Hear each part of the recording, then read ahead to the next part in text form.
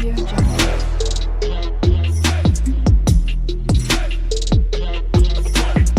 Audio Jungle. అండి లతా మంగేష్కర్ అవనివ్వండి, MS Subbulakshmi గారు అవనివ్వండి, లేకపోతే ఎంత పెద్ద విదుషీమణి అవనివ్వండి, ఎంత గాయని కానివ్వండి, అమ్మ పాడే జోలపాట అంటే ఒక్కటే జోలపాట. ఏమిటా జోలపాట? ఉయ్యాల్లో పడుకోబెడుతుంది, ఉయ్యాల ఊపుతుంది, పిల్లాన్ని తొట్లో పెట్టామనో అదొక పెద్ద సంబరం. తొట్లో పెట్టి ఊపుతారు, ఊపితే ఆ ఉయ్యాల అటు ఇటు ఊగుతుంది. ఊగితే అమ్మ అంటుంది, వీడు ఏడుపు మానేస్తాడు ఉయ్యాల్లో పట్టుకోగానే. అలా ఏడుపాపిన పిల్లాన్ని చూసి అలరా హాయి అంటుంది. ఓరి నీ అసాధ్యం కోలా, ఇది నీకు అలవాటు పడిపోయిందిరా, ఇక్కడ పుడతావు అక్కడ చస్తావు, ఏం ప్రయాణం చేసావు? గానుగెద్దెక్కిన వాడు కాశీ వెళ్ళలేనట్టు ఉయ్యాల ఎక్కి ఊగినవాడు పొద్దున్నుంచి సాయంకాలం వరకు ప్రయాణంలోనే ఉన్నాడు, ఊగుతూనే ఉన్నాడు. ఎక్కడికి వెళ్ళాడు? ఎక్కడికి వెళ్ళలేదు, అక్కడే ఉన్నాడు ఉయ్యాల అయిపోతే. అలా నువ్వు ఇలా శరీరం తీసుకుని వస్తూనే ఉన్నావు, వెళ్ళిపోతూనే ఉన్నావు. నువ్వు ఒక్క మెట్టు ఎక్కింది లేదురా.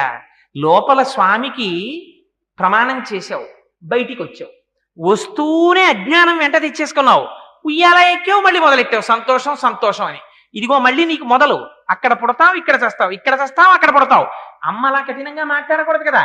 ఇంత వేదాంత జ్ఞానాన్ని అమ్మ జోలపాటలో పెట్టేశారు పెద్దవాళ్ళు. అందుకని ఆ పుట్టు వెంట్రుకల్ని మళ్ళీ పట్టినటువంటి అజ్ఞానాన్ని మన పెద్దలు ఎక్కడ తీసేస్తారు? వేం కటతే పాపం, వేం పాపం కటతే యస్మాత్ పాపదహన శక్తితః. ఈ బుర్రలోకి మళ్ళీ సాంసారికమైన విషయముల యందు తాదాత్మ్యత చెంది నీ పాదముల యందు విస్మృతి లేనటువంటి జ్ఞానాన్ని భక్తిని వీడికి ఈ స్వామి అని ప్రార్థన చేస్తారు తల్లిదండ్రులు. అందుకని పుట్టు వెంట్రుకలు తీసుకెళ్లి పరమాత్మకు అర్పిస్తారు. లేకపోతే ఆయనకి ఎందుకు ఆ పుట్టు వెంట్రుకలు? వాడిని సృష్టించిన వాడు ఆ వెంట్రుకలు ఆయన సృష్టించుకోలేడేమిటి? ఇది వెంకటాచలం యొక్క మహాత్యం అంటే. అందుకని ఆ స్వామి దగ్గరికి వెడితే దాని పేరు వెంకటాచలం. అందుకని మాధవుడు ఒక్కసారి వెంకటాచల పర్వతం మీదకి వెళ్ళగానే ఆయన పాపం పోయింది. బ్రహ్మాది దేవతలు వచ్చి వరమిచ్చారు. నువ్వు ఒక్కసారి ఈ కొండ మీదకి వెళ్ళావా, అక్కడ తింత్రిణీ వృక్షం కింద పుట్ట ఉంది, చింత చెట్టు కింద. పుట్టలో శ్రీనివాసుడు ఉన్నాడు. ఒక్కసారి నువ్వు ఆ స్వామికి నమస్కారం చేసి, అక్కడ స్వామి పుష్కరిణి ఉంది, స్వామి పుష్కరిణిలో స్నానం చేసి కిందకి దిగావా, సుధర్ముడనేటటువంటి రాజుకి నువ్వు సువీరుడు అనేటటువంటి పేరుతో కొడుకువై పుడతావు. ఆకాశరాజువై పుడితే నీ కడుపున పుట్టబోయేటటువంటి కుమార్తెని రాబోవు కాలంలో వెంకటాచలపతి పరిణయం చేసుకుంటారు. పరమాత్మకి పిల్లనిచ్చినటువంటి మామగారి వైభవాన్ని పొందుతావు. పునరావృత్తి రహిత శాశ్వత శివ సాయుధ్యమును పొందుతావు. అందుకని ఇది వెంకటాచలం మీదకి రావడం అంటే ఉన్నటువంటి పుణ్యం. అందుకని మాధవ నీ జన్మ సార్థకతని పొందింది అన్నారు. ఆ పుష్కరిణిలో స్నానం చేశాడు, ఆదివరాహస్వామిని దర్శించాడు, స్వామికి నమస్కారం చేశాడంతే ఆయన శరీరాన్ని విడిచిపెట్టి ఆకాశరాజు అయ్యాడు. వెంకటాచల పర్వత శిఖరమునకు ఉండేటటువంటి గొప్పతనాన్ని ఆవిష్కరించడం కోసమని, వెంకటాచలం అనే పేరుతో ఆ పర్వతం ఎందుకున్నదో మనకి చెప్పడం కోసమని ఈ ఇతిహాసాన్ని పెద్దలు పురాణంలో వ్యాస భగవానుడు భవిష్యోత్తర పురాణంలో వరాహాది పురాణములలో ఉల్లేఖించారు. అందుచేత అది వెంకటాచలం అంటే. ఆ వెంకటాచలం ఇవాళ మనం 7 కొండలుగా పిలుస్తుంటాం. అందుకే అక్కడికొచ్చి సేవించేవి ఎన్నో వస్తాయి. ధాటి శుతే విహగరాజ మృగాధిరాజ నాగాధిరాజ గజరాజ హయాధిరాజా స్వస్మాధికార మహిమాధికమర్ధయంతే శ్రీ వెంకటాచలపతే తవ సుప్రభాతం. నిజంగా సుప్రభాతం శనివారం నాడు బ్రాహ్మీ ముహూర్తంలో 4 గంటలకో వెళ్ళి కూర్చుని మీరు మనసా దర్శనం చేస్తూ చదవండి. ఎంత గొప్పగా ఉంటుందంటే, తద్గోపురాగ్ర శిఖరాన్ని నిరీక్షమాణా స్వర్గాపవర్గ పదవీం పరమాం శ్రయంతః మర్త్యా మనుష్య భువనే మతిమాశ్రయంతే శ్రీ వెంకటాచలపతే తవ సుప్రభాతం. నారదాది మునులందరూ కూడా వస్తారు తెల్లవారుజామున. బ్రహ్మగారు ఇప్పటికీ స్వామి కాళ్ళు కడుగుతారు. అందుకని రాత్రి బంగారు పాత్రలో నీళ్లుంచి తలుపులు మూస్తారు ఏకాంత సేవలో. అది సుప్రభాతం టికెట్ హోల్డర్స్కే దాన్ని తీర్థం కింద ఇస్తూ ఉంటారు. సరే, అందుచేత నారదాది మునీశ్వరులందరూ వచ్చి తమ తమ వీణలు మీటుతూ ఉంటారు. వీణలు మీటుతున్నప్పుడు ఇంద్రుడు తన దగ్గర పని చేసేటటువంటి దేవతలకు అందరికీ కూడా ఓ కన్సెషన్ ఒకటి ఇచ్చాడు, ఒక సౌకర్యం. ఏమిటంటే మీరెవ్వరూ కంకణాలు కట్టుకోక్కర్లేదు, మీరు ఆర్జిత సేవ టికెట్లు పుచ్చుకోక్కర్లేదు, మీ అందరినీ తెల్లవారుజామున తీసుకెడతాను. స్వామి పుష్కరిణిలో స్నానం చేసి ఒకసారి ప్రచ్ఛన్న రూపాలతో ఆనంద నిలయంలోకి వెళ్ళిపోదాం, సర్వేశ్వరుణ్ణి దర్శనం చేసుకుని వద్దురుగాని రెండంటే అని ఇంద్రుడు రోజు దేవతల్ని తీసుకొస్తాడు. లోపలికి వెళ్ళి దర్శనం చేసుకుని బయటికి వస్తారట. వచ్చిన తర్వాత ఇంద్రుడు అంటాడు, రండిరా పదండి, మీ మీ మీ ప్లేసెస్కి పదండి, ఇంకా మీ ఆఫీస్లో మీ సీట్లో పని చెయ్యాలి కదా, పదండి అంటాడు. అప్పటి వరకు వచ్చేస్తాం స్వామి, అలాగేనండి, తప్పకుండా తప్పకుండా అన్న వాళ్ళు అంటారట. వెళ్ళవా ఎవడొస్తాడు, నువ్వు వెళ్ళి అంటారట. అదేమిట్రో ఏకవచన ప్రయోగం చేస్తున్నావు, ఏం రానంటున్నావు, ఏమిటి నీ ధీమా అంటే వాళ్ళు అంటారట, గోపురాగ్ర శిఖరాన్ని నిరీక్షమాణాహ. నా దగ్గర పని చేస్తున్నావు కాబట్టి నీకు ప్రతిరోజు సుప్రభాత దర్శనం, నువ్వు కొలు వదిలేసావంటే నీకు దర్శనం ఉండదంటారట. అంటే వాళ్ళంటారట, పో ఎవడకు కావాలి, నువ్వు దర్శనం ఇప్పించకపోతే గోపురాగ్ర శిఖరాన్ని నిరీక్షమాణాహ. ఆ వైకుంఠం క్యూ కాంప్లెక్స్కి వెళ్ళిపోయేటప్పుడు మెట్లెక్కి కుడి పక్కకి తిరుగుతాం, తిరిగి వైకుంఠానికి వెళ్ళేటప్పుడు మీరు ఒక్కసారి అక్కడ నిలబడి ఇలా చూడండి, ఇలా ఇలా ఇలా ఇలాగా కెరటాలు వెడుతున్నట్టుగా వైకుంఠం క్యూ కాంప్లెక్స్ తాలూకా రూఫ్ అంతా కనపడుతూ ఉంటుంది. దాని మధ్యలో శీతాకాలంలో మంచు పొగొస్తున్నట్టుగా లోపల నుంచి ఆ వేయబడినటువంటి దీపముల యొక్క ప్రకాశం ప్రతిఫలిస్తుంటే పొగొస్తోందా అన్నట్టుగా ఆనంద నిలయ విమానం వెలిగిపోతూ దర్శనమిస్తుంది. వాళ్ళు అంటారట, ఎవడికి కావాలి నువ్వు దర్శనం ఇప్పించకపోతే, మాకు గోపురం చాలు. తద్గోపురగ్రశిఖరాని నిరీక్షమాణాహ స్వర్గాపవర్గ పదవీం పరమాంశ్రయంత. మాకు అక్కర్లేదు ఆ పదవులు, వదిలవతల మారేస్తాం, మేము ఇక్కడ కూర్చున్న గోపురాలు చూస్తూ ఉండిపోతాం అంటారట. అది వెంకటాచలం, అది ఆయన యొక్క సౌందర్యం, అది ఆ అందం పరమాత్మది. అందుచేత అదిగో అటువంటి స్వరూపం కనుక ఆ స్వామి దర్శనం చెయ్యాలంటే ఇవాళ మనం అదే కొండని, కొండకున్న పేరు ఒక్కటే కొండ, కానీ మనం దాన్ని 7 కొండల పేర్లతో పిలుస్తాం. మనకి తెలిసి 7 కొండల పేర్లే, అసలు పురాణంలో దానికి ఎన్ని పేర్లు ఉన్నాయో తెలుసా అండి? అసలు దాని పేరు కనకాద్రి. కనకాద్రి అంటే చూడగలిగిన కంటితో చూడగలిగినటువంటి వాడికి ఆ కొండ బంగారు రంగులో మెరిసిపోతూ కనపడుతుంది. మనకెవ్వరికి కూడా అలా కనపడదు, ఆకుపచ్చగా చెట్లతో కనపడుతుంది. అలా కనపడుతుంది కాబట్టి దాని పేరు కనకాద్రి. కాదు కాదు, అసలు ఆ కొండ పేరు శ్రీనివాసాద్రి. శ్రీనివాసుడిగా స్వామి ఉన్నాడు అక్కడ. అక్కడ ఉన్న స్వామి ఫలితం ఇచ్చేటటువంటి వాడిగా వెంకటేశ్వరుడు, కానీ ఆయన పేరు శ్రీనివాసుడు. కానీ పక్కన మాత్రం అమ్మవారు ఉండదు, అది విచిత్రం. ఏకబేరమూర్తి అయి ఉంటారంటే పరబ్రహ్మమై శక్తియుతుడై ఉంటాడు, పక్కన అమ్మవారు ఉండక్కర్లేదు ఆయనకి. అమ్మ ఆయనతో కలిసే ఉంటుంది, లేకపోతే ఇంత పాపం ఎలా తీస్తున్నాడు? అందుకని ఏకబేరమూర్తి అయి ఉంటారు. అటువంటి స్వామి దర్శనానికి మీరు 7 కొండలుగా ఎక్కుతారు. ఏమిటవి? మొట్టమొదట ఎక్కవలసినటువంటి కొండ గరుడాద్రిని కూడా మీరు అధిరోహించిన తరువాత రావలసినటువంటిది అంజనాద్రి. అంజనాద్రి తర్వాత రావలసినది శేషాద్రి. శేషాద్రి తర్వాత రావలసినది వెంకటాద్రి. వెంకటాద్రి తర్వాత నారాయణాద్రి. 7 కొండలుగా ఎక్కుతాం. అసలు అది 7 కొండలు, 7 కొండలండంలో 7 కొండలవాడ వెంకటరమణ గోవింద గోవింద అని పిలవడంలో రహస్యం అంతా పెట్టేశారు. అందుకని ఇంకో పేరు పెట్టలా. అక్కడికి వెడితే నీకు తెలుసో తెలీదో ఇలా అను చాలంటారు. 7 కొండలవాడ వెంకటరమణ అంటారు, మనం గోవింద గోవింద అంటుంటాం. ఏమిటి 7 కొండలవాడ 7 కొండలవాడ ఎందుకు ఆ పేరు?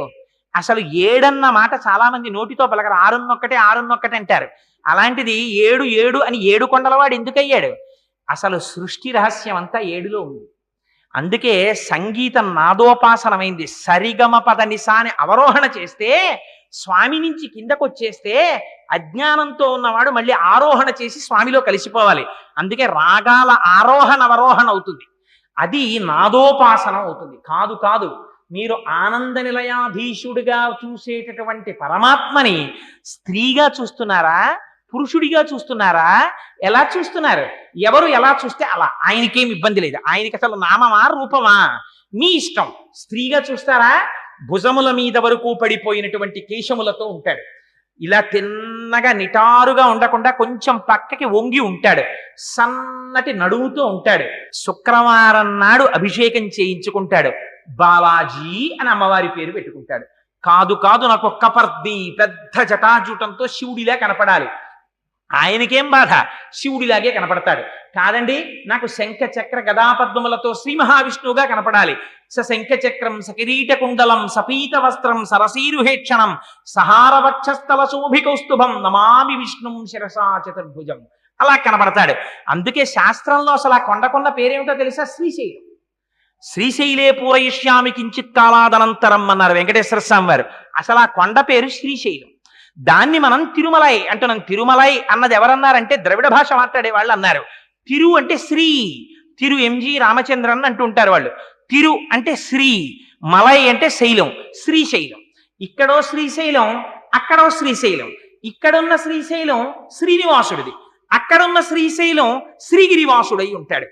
ఈ ఇరువురు మొనరాయి చేయింది అన్నారు ఆళ్వారులు. వీళ్ళు రెండుగా కనబడుతున్న వారు ఒక్కరై ఉన్నారు అన్నారు. అందుకని ఆయన మీరు చూడడంలో ఉంటుంది. మీరు ఎలా చూడండి ఆయన ఉద్ధరిస్తాడు. మీరు చూడడం అంటూ చూస్తే చాలు, అది ఆయన కోరిక. అసలంటూ చూస్తే మీరు ఎలా ముచ్చటపడి చూస్తే అలా కనబడతాడు. ఆయనకేం బాధ. ఇది వెంకటేశ్వర స్వామి వారిలో ఉన్నటువంటి గొప్పతనం. అంతటి దయాళువైనటువంటి పరమాత్మ 7 కొండలుగా మనం పైకెక్కడం ఎందుకు అంటే అందులో రహస్యం చెప్పారు. మూలాధారము, స్వాధిష్టానము, మణిపూరము, అనాహతము, విశుద్ధి, ఆజ్ఞ, సహస్రారము అని 7 చక్రములు దాటాలి. దాటి సహస్రారంలో పరమశివ పర్యంక నిలయాం కింద ఆనంద దర్శనం అవ్వాలి. అలా ఆనంద దర్శనాన్ని పొంది తనలో తాను రమించిపోలేకపోతున్నాడు. వీడి మనస్సు పరమాత్మ యందు నిలబెట్టలేకపోతున్నాడు కలి యొక్క ప్రేరణ చేత అని పరమాత్మ సులభ సాధ్యుడై ఇవాళ 7 కొండల మీద తాను నిలబడి, మనం కాళ్లతో తొక్కుతూ వెళ్ళినా, చెప్పులతో తొక్కుతూ వెళ్ళినా, రైల్లో వెళ్ళినా, బస్సులో వెళ్ళినా, కారులో వెళ్ళినా, ఆఖరికి ఇవాల్టి రోజున కొండ మీద మలమూత్ర విసర్జన చేసినా మహానుభావుడు ఒప్పుకుంటున్నాడు. పాపరాశి పెరిగిపోతున్న కొద్దీ తనంత దయాళు అయిపోతున్నాడు. కొడుకు ఎంత అప్రయోజకుడైపోతే తండ్రి అంత బెంగ పెట్టుకున్నట్టు, వీణ్ణి రక్షించుకోవడానికి తండ్రి అంత ప్రయత్నం చేసినట్టు, ఎంతగా పాపమునందు లోకులు నిమగ్నత పొందితే అంతగా ఆయన దయ రోజు రోజుకి పెరిగిపోతుంది మహానుభావుడిది. అందుకని వెంకటాచలపతి అయ్యాడు. అది వెంకటాచలమైంది. అయితే ఈ 7 కొండలుగా ఎక్కడం వెనకాతల ఉండేటటువంటి రహస్యం వేరు. మీకు వృషాద్రి అంటే చెప్పాను. ఆ వృషభాసురుడు తపస్సు చేశాడు. వృషాద్రి కోరిన కోరికలను వర్షిస్తుంది కాబట్టి. నారాయణాద్రి, నారాయణుడు అనబడేటటువంటి ఒక మహాభక్తుడు తపస్సు చేశాడు కాబట్టి నారాయణాద్రి. పరమేశ్వరుడి యొక్క ఆ ఆనందాద్రిని, క్రీడాద్రిని గరుత్మంతుడు తీసుకొచ్చాడు కాబట్టి గరుడాద్రి. ఇలా దానికి పేర్లు వచ్చాయి. కాదు ఈ 7 కొండల దర్శనానికి వెళ్ళినప్పుడు శ్రీమాన్ శ్రీభాష్యం అప్పలాచార్య స్వామి వారు లోపల పొందినటువంటి అనుభూతిని, వారు చేసినటువంటి ప్రసంగంలో ఆ 7 కొండల్ని తాత్విక విచారణం చేశారు ఆయన. నాకు ఎంత ఆనందంగా ఉంటుందంటే, చంద్రశేఖర పరమాచార్యులు వారు ఒకసారి వెళ్ళారు. ఓసారి అంటే చాలా మాటలు వెళ్ళారు. వారు తిరుచానూరు గురించి ఒక ప్రసంగం చేశారు. తిరు ఈశానూరు అని ఒక ప్రసంగం చేశారు. మహాత్ముల యొక్క దర్శనం అంటే ఇలా ఉంటుంది కదా అనిపిస్తుంది మనకి. ఆయన అంటారు, మొట్టమొదట ఏ కొండ ఎక్కుతున్నారు మీరు మొదట ఎక్కే కొండకి వృషభాద్రి అని పేరు. వృషభం అంటే ఏమిటి? వృషభం అంటే ఎద్దు. ఎద్దు ఎవరికి వాహనం? ఎద్దు పరమశివుడికి వాహనం. ఎద్దంటే నిజంగా ఎద్దా? మంత్రంలో దానికి చత్వారి శృంగాః త్రయో అస్య పాదాః ద్వై శీర్షే సప్తహస్తా సో అస్య త్రయీ భక్తః వృషభః రోరవీతి మహాదేవో మర్త్యాగం అవివేశ అని. అది చత్వారి శృంగాః, 4 కొమ్ములు. అవే పరా, పశ్యంతి, మధ్యమ, వైఖరి అనబడేటటువంటి 4 స్వరూపాలైనటువంటి శబ్దం. త్రయో అస్య పాదాః భూత భవిష్యత్ వర్తమాన కాలములలో ఉంటుంది. త్రయీబద్ధ 3 చోట్ల కట్టబడుతుంది. నాభి, కంఠము, ఉదరము. త్రయీబద్ధ వృషభ అటువంటిది. సప్తహస్త విభక్తులు, 7 విభక్తులు. ఈ శబ్దము ఏదైతే ఉందో ఆ శబ్దము వేదమును సూచిస్తుంది. మనకి మన సనాతన ధర్మంలో ప్రమాణం ఏదో తెలుసా అండి? కన్ను ప్రమాణం కాదు. నీ కన్ను చూసిన దాన్ని ఏది నిర్ణయించాలి? బుద్ధి నిర్ణయించాలి. బుద్ధి అన్ని వేళలా నిర్ణయాత్మకమైనటువంటి శక్తిని పొంది ఉండదు. కొండ మీద పొగ కనపడింది అనుకోండి, మంచు అంటుంది. మంచు కనపడింది అనుకోండి, పొగ అంటుంది. దొంగ కనపడింది అనుకోండి, దొంగ అంటుంది. దొంగ కనపడ్డాడు అనుకోండి, దొంగ అంటుంది. కాదు ఒకనాడు తాడు కనపడింది అనుకోండి, పాము అంటుంది. పాము కనపడింది అనుకోండి, త్రాడు అంటుంది. అందుచేత మీరు ఈ కంటితో చూసి ఈ బుద్ధితో నిర్ణయిస్తున్నవన్నీ కూడా ప్రమాణములా కావు. భగవత్ సంబంధమైనటువంటి విషయములో మనకి ప్రమాణము వేదమొక్కటే. వేదము ఏది చెప్పిందో అదే ప్రమాణం. అదిగో అటువంటి ప్రమాణమైనటువంటి వేదమును అంగీకరిస్తే తప్ప నువ్వు పరమాత్మ సన్నిధానానికి వెళ్ళడానికి అనర్హుడవు. వేద ప్రమాణమును అంగీకరించానని చెప్పి నమస్కారం చెయ్యడం